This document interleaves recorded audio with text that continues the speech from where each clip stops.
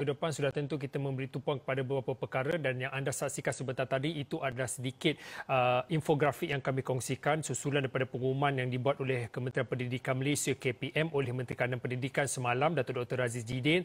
Antaranya kalau boleh saya ulas dan saya boleh kongsikan sedikit, iaitu berkaitan dengan murid sekolah rendah bagi darjah 1 dan juga tahun 2 serta prasekolah bakal memulakan sesi pengajaran dan pembelajaran PDP secara bersemuka bermula 1 Mac ini, dan juga KPM turut memaklumkan sesi persekolahan bagi murid darjah 3, 4, 5 dan 6 pula akan bermula pada 8 Mac.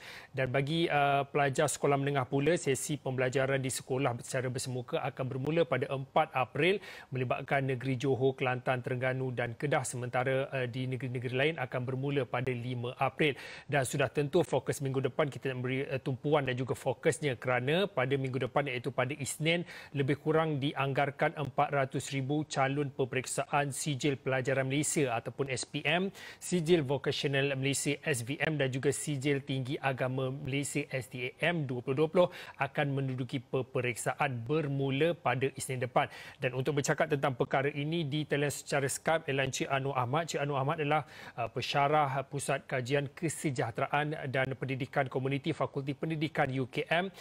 Encik Anwar, saya tahu banyak yang Encik Anwar nak kongsikan. Kalau diikutkan semalam kita punya sesi untuk kita buat diskusi ini, tetapi kita melihat pada waktu ini kita ingin melihat fokus minggu hadapan. Sudah tentu yang pertamanya berkaitan dengan SPM, STM dan juga peperiksaan utamalah yang akan bermula pada Isnin depan.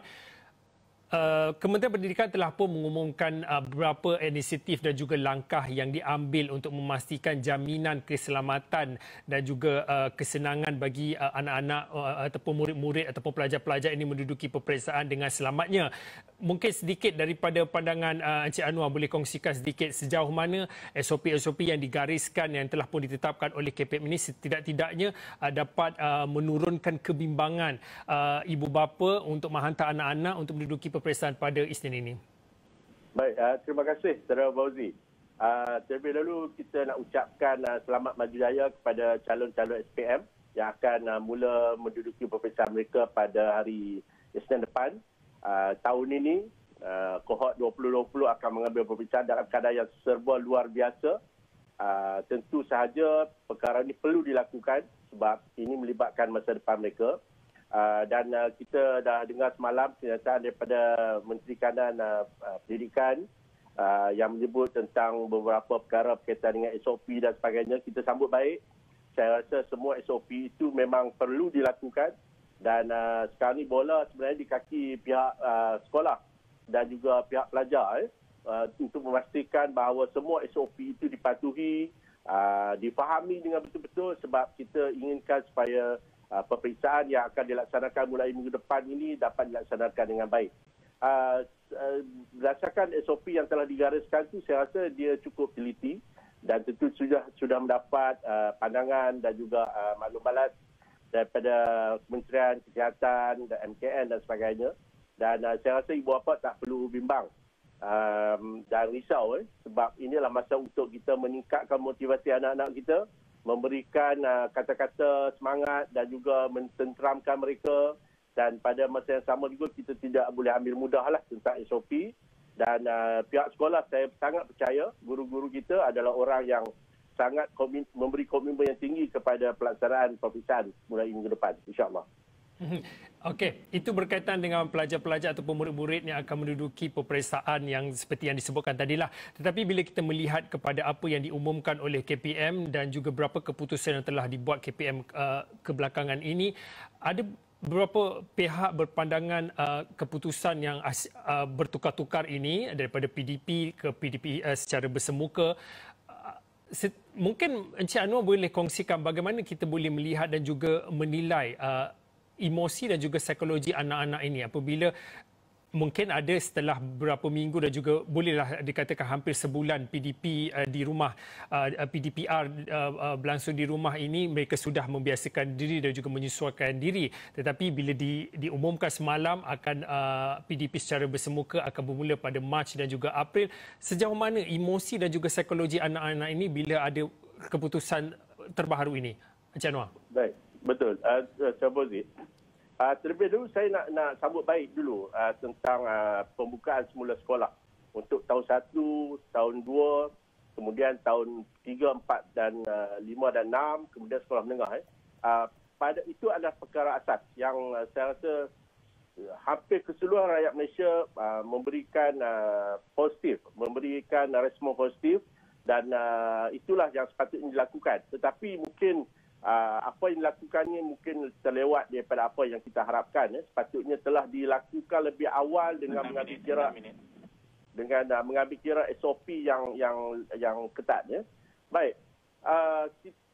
Ada beberapa perkara yang menarik yang mungkin kita boleh kongsikan dan pandangan ini bukanlah pandangan minoriti, sebenarnya pandangan majoriti rakyat Malaysia bila kita baca respon-respon mereka daripada apa yang telah diberikan kenyataan oleh KPM. Yang pertamanya dulu, kalau masih ingat pada bulan April, KPM telah melaksanakan kajian tinjauan tentang kesediaan pelajar menggunakan pembelajaran atas dalam talian. Dan secara jelas dan nyata bahawa pembelajaran dalam talian tidak boleh dilaksanakan di negara kita disebabkan oleh majoriti pelajar tidak ada kemampuan dari segi akses internet dan juga dari segi pemilikan gadget peranti. Tetapi apa yang kita dapat lihat, KPM telah mengambil langkah yang mungkin sedikit berbeza, iaitu terus melaksanakan juga pembelajaran dalam talian ini. Kemudian kita lihat apa yang berlaku kemudian apabila KPM merasakan bahawa pelaksanaan PDPR 1.0 itu tidak begitu berjaya dalam talian, maka dilaksanakan PDPR 2.0 yang lebih menekankan kepada membenarkan sekolah melakukan kepelbagaian pembelajaran, bukan sahaja dalam talian, luar talian dan berbagai-bagai kaedah lagi, termasuklah juga menggunakan video dan sebagainya. Dan kemudiannya kita lihat KPM telah melaksanakan pembelajaran dalam televisyen melalui TV KPM. Apa yang menjadi isu kepada masyarakat?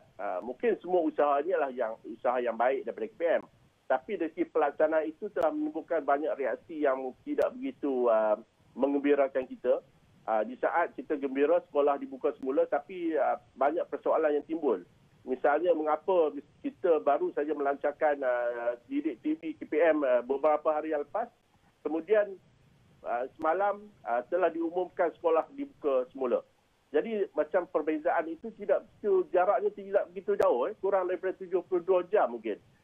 Mengapa keputusan itu jadi begitu? Jadi itu antara perkara-perkara yang menampakkan kepada rakyat bahawa KPM sebenarnya tidak begitu bersedia dalam melaksanakan satu-satu keputusan, dan mungkin keputusan niatnya baik, tapi dari segi gerak kerja itu nampaknya seperti sedikit tidak konsisten, dan ini menimbulkan keresahan di kalangan ibu bapa lah, khususnya dalam menguruskan anak-anak mereka.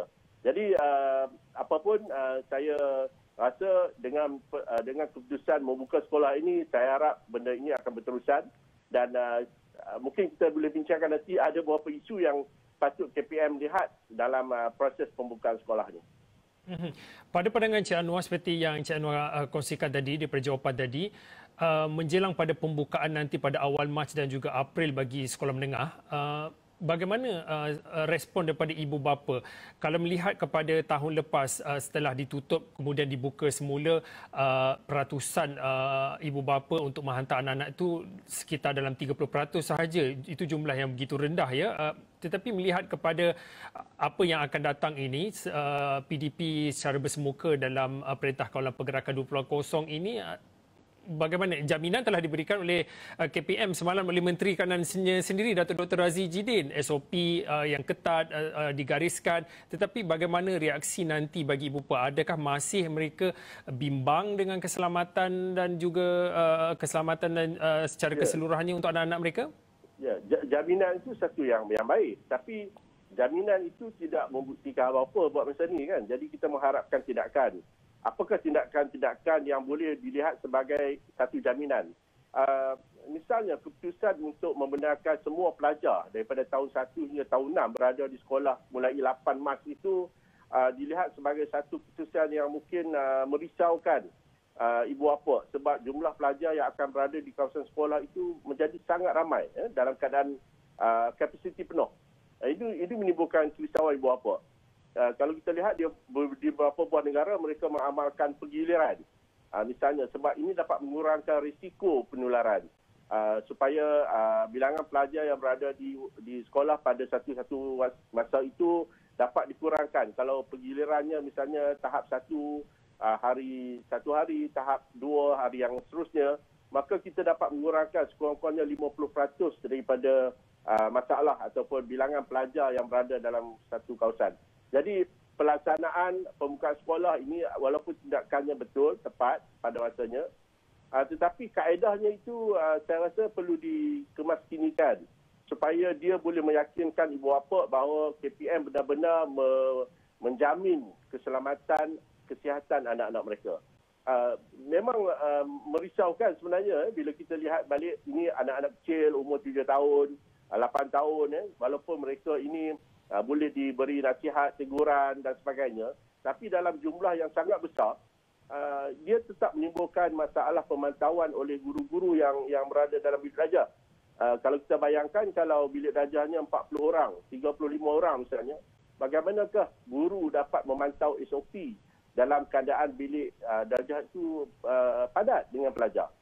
Ini satu isu yang perlu dilihat oleh KPM. Yang kedua juga isu penyuraian. Kalau kita lihat waktu masuk sekolah, keluar sekolah, kemudian waktu pelajar tahap 2 pula masuk ke sekolah, isu penyuraian. Bagaimana pelajar itu dapat diaturkan. Betul kita boleh aturkan pelajar, tapi kita kena faham bahawa dalam kumpulan pelajar yang terlalu besar, aturan itu mungkin akan menimbulkan kelemahan ataupun risiko. Selain itu juga bilangan ibu bapa yang datang mengambil anak-anak juga harus diambil kira. Anak-anak kecil sekolah rendah ni ibu bapa menunggu mereka di luar sekolah. Dan kalau kita tengok amalannya, ibu bapa ni akan berada mungkin setengah jam lebih awal ataupun 1 jam lebih awal. Ada sebahagiannya dalam kereta. Tapi banyak juga pelajar ibu bapa yang datang dengan berjalan kaki ataupun menaiki motosikal. Dan kita akan lihat nanti mereka akan mencari tempat-tempat teduh untuk berkumpul sementara menunggu anak-anak mereka. Ini juga akan sebenarnya meningkatkan risiko penularan. Jadi saya fikir kalau pada pandangan saya, kaedah yang harus dilakukan oleh KPM buat masa ini dalam tempoh beberapa ketika ini adalah melakukan penggiliran dahulu.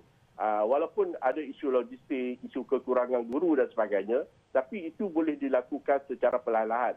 Yang paling penting dalam kita membuka sekolah ini adalah untuk memastikan SOP itu dapat dilaksanakan dengan paling berkesan. Itu pandangan saya. Okey, terima kasih Encik Anwar Ahmad. Encik Anwar adalah pensyarah Pusat Kajian Kesejahteraan dan juga Pendidikan Komuniti Fakulti Pendidikan UKM Universiti Kebangsaan Malaysia atas perkongsian dan juga pandangan. Saya kira banyak lagi sebenarnya yang boleh kita tarik keluar dan kita boleh bincangkan khususnya berkaitan dengan sektor pendidikan ini, dan saya pasti Encik Anwar juga nanti banyak lagi idea-idea dan juga pandangan yang boleh dikongsikan bersama kami. Baik, Fokus minggu depan akan berehat seketika, kembali selepas ini.